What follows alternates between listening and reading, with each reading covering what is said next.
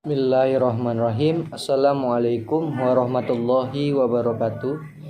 Perkenalkan, nama saya Renggi Suryadinata, NPM 2021020227. Di sini saya akan menjelaskan materi tentang pembaruan hukum Islam dan tujuannya, mata kuliah Filsafat Hukum Islam, dan dengan dosen pengampu Bapak Herpin Yoki Pradikta MHI. Baiklah. Yang pertama, pengertian pembaruan hukum Islam. Pembaruan hukum Islam terdiri dari dua kata, yaitu pembaruan, yang berarti modernisasi, atau suatu upaya yang dilakukan untuk mengadakan atau menciptakan suatu yang baru. Hukum Islam, yaitu kumpulan atau koleksi daya upaya para fuqaha dalam bentuk hasil pemikiran untuk menerapkan syariat berdasarkan kebutuhan masyarakat. Dalam hal ini, hukum Islam sama dengan fikih, bukan syariat. Pembaruan hukum Islam berarti gerakan ijtihad untuk menetapkan ketentuan hukum yang mampu menjawab permasalahan dan perkembangan baru yang ditimbulkan oleh kemajuan ilmu pengetahuan dan teknologi modern. Baik menetapkan hukum terhadap masalah baru untuk menggantikan ketentuan hukum lama yang tidak sesuai lagi dengan keadaan dan kemaslahatan manusia masa sekarang. Yang dimaksud dengan ketentuan hukum di sini adalah ketentuan hukum Islam, kategori fikih yang merupakan hasil ijtihad para ulama, bukan ketentuan hukum Islam kategori syariat.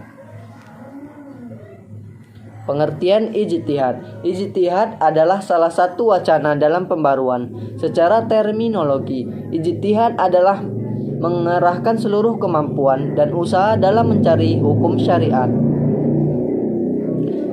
Kata ijtihad hanya digunakan pada usaha yang memerlukan pengerahan tenaga semaksimal mungkin demi sebuah tujuan. Pembaruan juga dapat dilakukan dengan usaha pentahkikan. Dengan usaha pentahkikan ini akan terlihat keaslian dan kemurnian ajaran Islam. Cara ini lebih mudah dibandingkan dengan ijtihad, meskipun cara ini barangkali termasuk dalam wilayah ijtihad. Dikatakan lebih mudah karena hanya mengoreksi sebuah pendapat. Akan lebih mudah lagi bila kita memiliki fasilitas di atas. Gerakan mendobrak taklid dan menghidupkan kembali ijtihad untuk mengembangkan hukum Islam disebut gerakan pembaruan hukum Islam. Sebab gerakan itu untuk menetapkan ketentuan hukum yang mampu menjawab permasalahan dan perkembangan baru yang ditimbulkan oleh kemajuan ilmu, pengetahuan, dan teknologi modern. Menetapkan ketentuan hukum yang mampu menjawab permasalahan dan perkembangan baru itu mengandung dua unsur. Yang pertama, menetapkan hukum terhadap masalah-masalah baru yang belum ada ketentuan hukumnya seperti bayi tabung. Dan yang kedua, menetapkan atau mencari ketentuan hukum baru bagi sesuatu yang sudah ada ketentuan hukumnya, tetapi tidak sesuai lagi dengan keadaan dan kemaslahatan manusia masa sekarang. Contohnya, ijtihad ulama sekarang ini telah memperbolehkan perempuan menjadi pemimpin atau kepala negara. Padahal ijtihad ulama terdahulu menetapkan bahwa perempuan tidak boleh menjadi pemimpin atau kepala negara. Tujuan pembaruan hukum Islam. Pembaruan hukum Islam merupakan suatu keharusan, bahkan kewajiban yang mutlak. Pembaruan atau modernisasi berarti berpikir dan bekerja menurut fitrah atau sunatullah yang hak. Sunatullah telah mengejawatahkan dirinya dalam hukum alam.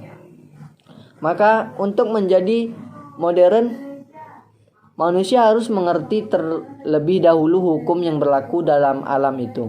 Manusia karena keterbatasan kemampuan tidak sekaligus mengerti sunatullah itu, melainkan sedikit demi sedikit dari waktu ke waktu. Sejak awal hukum Islam sebenarnya tidak memiliki tujuan lain kecuali kemaslahatan atau keadilan manusia. Ungkapan bahwa hukum Islam dicanangkanlah demi kebahagiaan manusia lahir, batin dan duniawi, ukhrawi sepenuhnya mencerminkan kemaslahatan manusia. Itulah materi yang dapat saya sampaikan, lebih dan kurang tolong dimaafkan, dan kepada Allah saya mohon ampun. Saya akhiri, wabillahi taufiq wal hidayah. Wassalamualaikum warahmatullahi wabarakatuh.